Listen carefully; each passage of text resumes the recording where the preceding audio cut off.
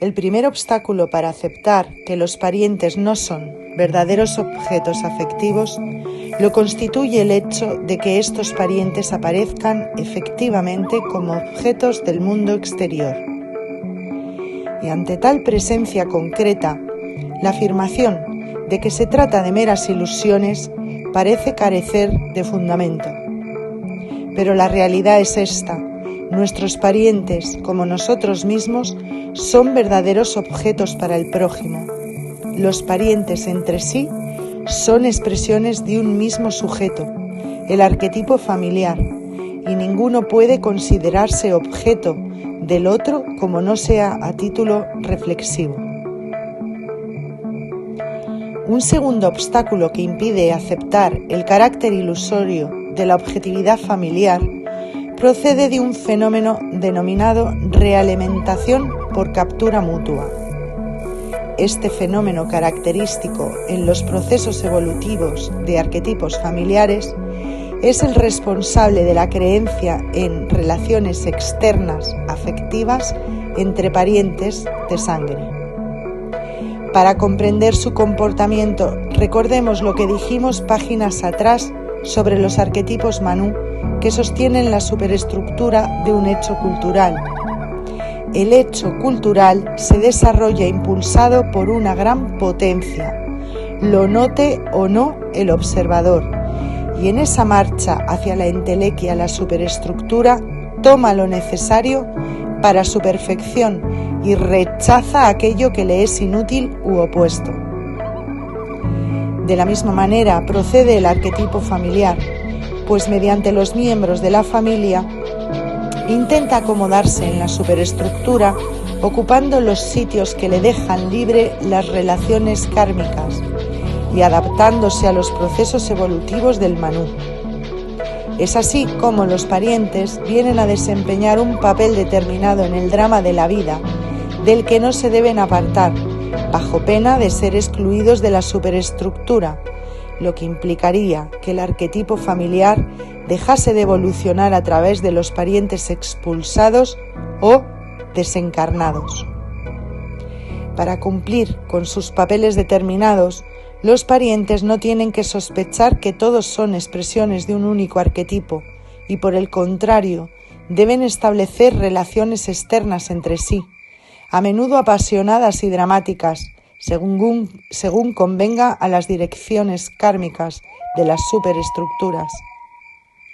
Con el fin de afirmar a los parientes en sus papeles y de confirmar la ilusión de sus existencias objetivas y diferentes, el arquetipo familiar produce el fenómeno de la realimentación por captura mutua.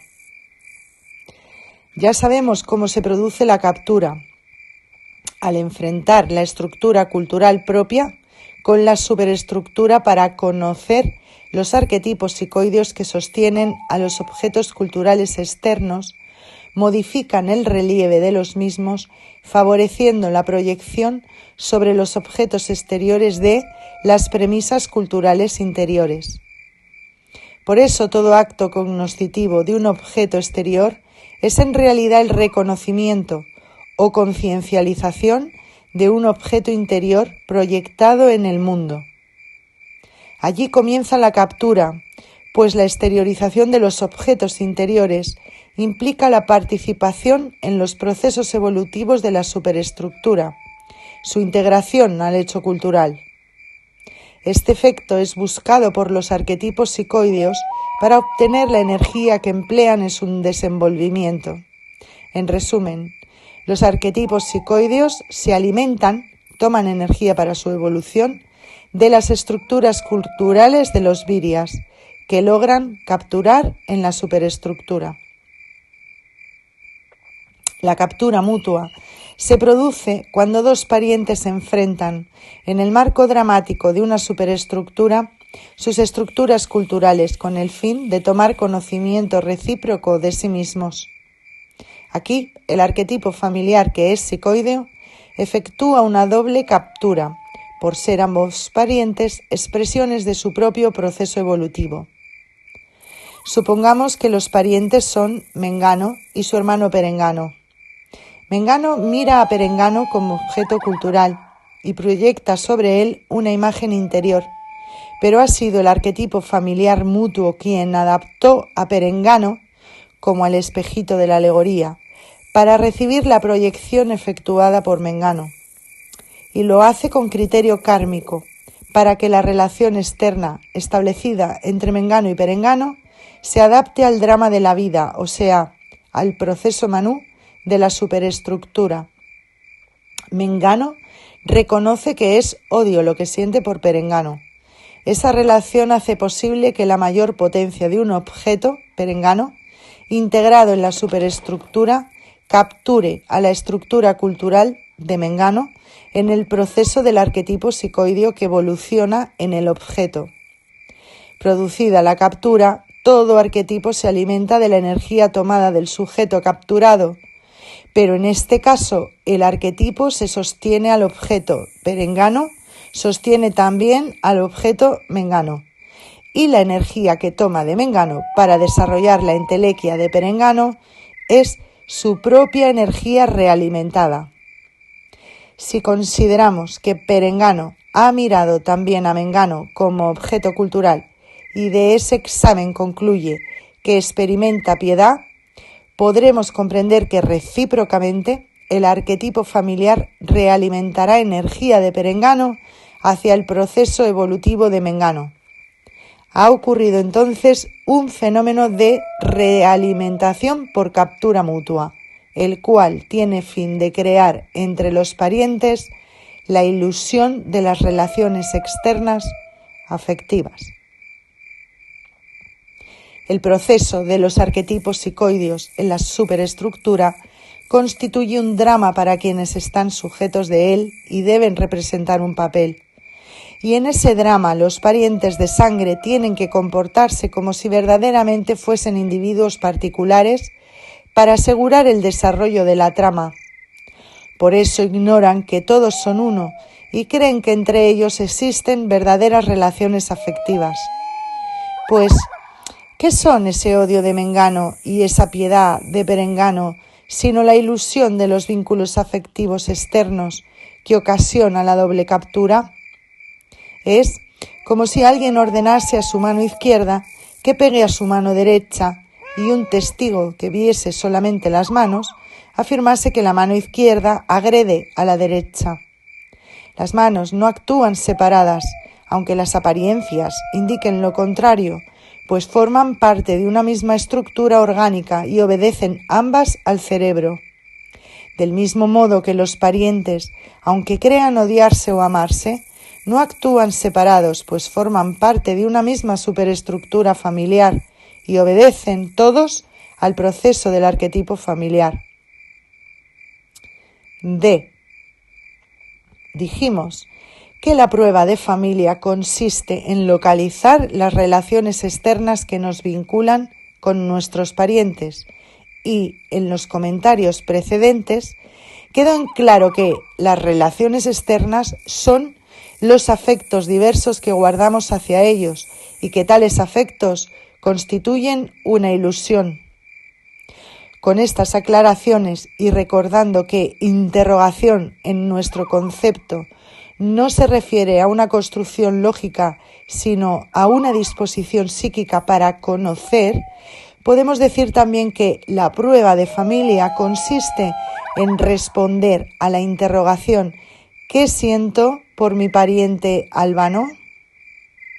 En forma de interrogación, quizá resulte más accesible la prueba de familia al occidental, habituado a pensar racionalmente, siempre y cuando se recuerde que la interrogación apunta a averiguar la existencia de las relaciones externas. Teniendo en cuenta lo que dicen la primera y la segunda ley, puede afrontarse la prueba de familia interrogándose sobre los parientes seleccionados en la indagación preliminar, es decir, los contemporáneos. El procedimiento de la prueba es el siguiente. Pregunta: ¿qué siento por tío Albano? Respuesta: odio o amor o cariño, etc. o una suma indefinible de afectos. No importa en principio la calidad del afecto. Si existe un afecto de cualquier tipo, significa que el proceso arquetípico ha establecido ilusoriamente una relación kármica. En ese caso, el Virya no debe seguir adelante con el tantrismo y debe tener cuidado al emprender las otras vías de liberación hiperbóreas, pues aún no está preparado para iniciar la búsqueda del centro. F. Pero de la analogía establecida entre la familia y la red hidráulica de los ríos, se extraía la conclusión de que el arroyo Mengano puede aumentar su caudal hasta aproximarlo al del gran río Villano, sumando con el suyo los caudales de los restantes ríos afluentes. Esta conclusión se traducía analógicamente afirmando que el Virya Mengano podrá purificar su sangre hasta el grado de igualar a su antepasado hiperbóreo villano, en la medida en que consiga reintegrar en sí mismo al arquetipo familiar, cuyos pedazos en la forma de parientes de sangre están esparcidos por el mundo. Si es posible reintegrar al arquetipo familiar, habrá que comenzar por eliminar aquello que constituye la ilusión de la separación, o sea, las relaciones externas. La prueba de familia permitirá localizar las relaciones afectivas con los parientes. La identificación recíproca hará posible reducirlas. Antes de explicar la manera de reducir las relaciones externas, haremos una advertencia. Comprendemos que resultará difícil a muchos viryas que tienen parientes por quienes experimentan sentimientos de desprecio o repugnancia, aceptar que los mismos forman parte de una sola entidad en la cual también están incluidos. Si tal fuese el caso del virya perdido, quien al afrontar la prueba de familia descubre que todo un universo de pasiones le liga con sus parientes de sangre, a él le dice la sabiduría hiperbórea que nada le impide continuar evolucionando dentro del plan del demiurgo. Si sus pasiones le atan a la ilusión y no se siente capaz de superarlas, inútil es que agudice el oído, pues jamás escuchará el canto de los siddhas ni su espíritu acudirá desde el origen en el recuerdo de sangre. La sabiduría hiperbórea, por otra parte, no impulsa al virya a que deje de sentir afectos por sus parientes, sino por el contrario, le aconseja aceptar la amarga realidad de que ellos forman parte de él mismo y que es un deber reintegrarlos a sí mismo por la identificación recíproca. Si esta maravillosa reintegración tiene lugar, los parientes que amamos ya no estarán afuera sino adentro, a donde siempre podremos encontrarlos, ya que no morirán como los parientes externos, que son una mera reflexión del arquetipo familiar. Claro que junto a ellos estarán los otros, aquellos por quienes no profesamos afectos positivos, y también muchísimos parientes antepasados a quienes no recordamos, pero que representan antiguos ensayos, pruebas evolutivas, aspectos involucionados del arquetipo familiar. G. La identificación recíproca es el método de reducción afectiva de la prueba de familia. Por la prueba localizamos, por ejemplo, determinados afectos hacia tío Albano. Esos afectos crean la ilusión de la individualidad de tío Albano e impiden su reintegración interior. Para reducirlos, solamente es necesario identificar la relación exterior que liga a tío Albano con nosotros, o sea, una identificación recíproca. Es evidente que este método tiene por finalidad anular la realimentación por captura mutua luego de reducir las relaciones exteriores entre los parientes. Conocemos por la prueba la relación afectiva de tío Albano. Recíprocamente, debemos indagar ahora cuál es la relación afectiva que tío Albano mantiene con nosotros. Para ello tendremos que practicar la empatía con tío Albano, situarnos en su lugar con respecto a nosotros y experimentar, como si verdaderamente fuésemos tío Albano, los sentimientos que éste siente para con nosotros. Naturalmente no podrá hacerse sin gran esfuerzo, y nadie dijo que fuese fácil, pero tendrá el notable efecto de anular nuestras propias relaciones exteriores con tío Albano. Por supuesto, una empatía semejante que resultaría casi imposible de experimentar con un extraño a nuestro linaje, no es tampoco tan difícil entre miembros de una misma superestructura familiar. Si la identificación recíproca tiene éxito, si hemos logrado mirar hacia nosotros desde tío Albano y hemos identificado los sentimientos que ligan a éste con nosotros, entonces comprobaremos admirados que al mirar nuevamente a tío Albano se han reducido nuestros propios afectos hacia él, cuando no han desaparecido totalmente, y la ilusión de la separatividad ha cesado. Las relaciones externas se han anulado mutuamente.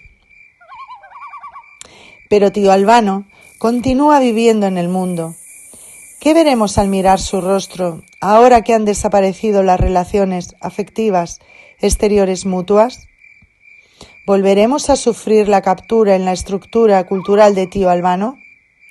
No se volverá a producir la captura porque no hay diferencia entre tío Albano exterior y tío Albano interior.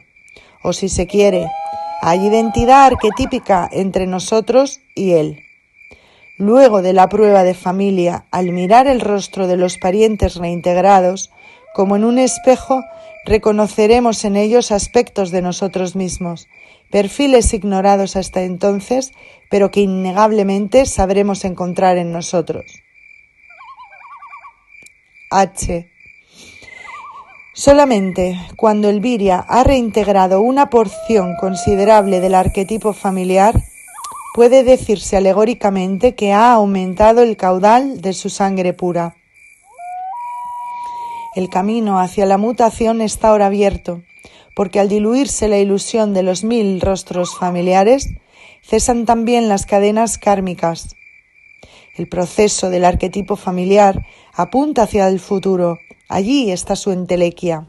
En cambio, el camino inverso de la reintegración recién comentado equivale a invertir el proceso y marchar hacia el gran antepasado hiperbóreo, aquel que conoce el secreto de la caída porque ha sido el protagonista, quien también se llama el gran engañado. Con él habrá de enfrentarse tarde o temprano Elviria que siga el camino de la sangre pura. Y de esa confrontación suprema surgirá la verdad primordial. Entonces Elviria, como un volcán de emoción, derramado en una cascada de pasiones milenarias, se arrojará a sus pies para quitar las cadenas del engaño, los grillos de la traición, y restaurará en sí mismo el linaje extraterrestre de los siddhas hiperbóreos. Dice la sabiduría hiperbórea: recuerda siempre que tu familia es árbol y río a la vez. Por eso se dice que el gran antepasado está en las raíces de la sangre pura. Allí deberás buscarlo, remontando inversamente la corriente del río ancestral o bajando por unas ramas que son también rostros hieráticos, espejos de ti mismo. Él te está esperando desde siempre, pues tu llegada significa su liberación. Pero ten cuidado cómo te presentas ante él, no sea que su rostro te aterre y retrocedas neciamente. Recuerda que él está allí porque ha caído, y por eso su rostro muestra el estrago de antiguas y terribles pasiones. Oh Viria, él solo podrá liberarse si tú le miras y sostienes su mirada. Pero esa mirada significará tu muerte. Oh Viria, Nada te será ocultado, ahora que conoces el secreto del árbol y del río. Sí, al verle morirás, pero resucitarás en él cuando ya liberado, gire su rostro hacia el origen.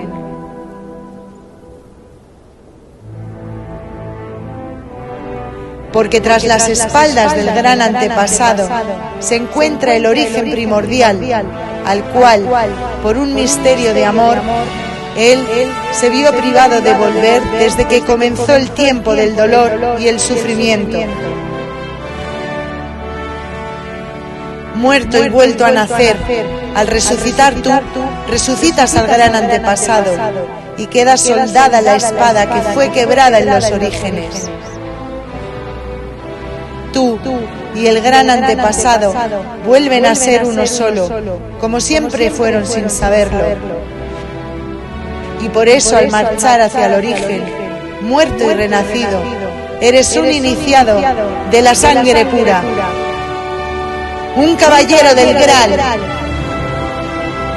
un Sida inmortal, un divino hiperbóreo, un guerrero de Lucifer, el gallardo Señor. Un gran secreto conoces, Oviria, el del árbol y el río familiar. Si eres intrépido y audaz, pero también humilde y desapegado, y no temes comprobar tu propia miseria, entonces este gran secreto te conducirá hacia el Vril,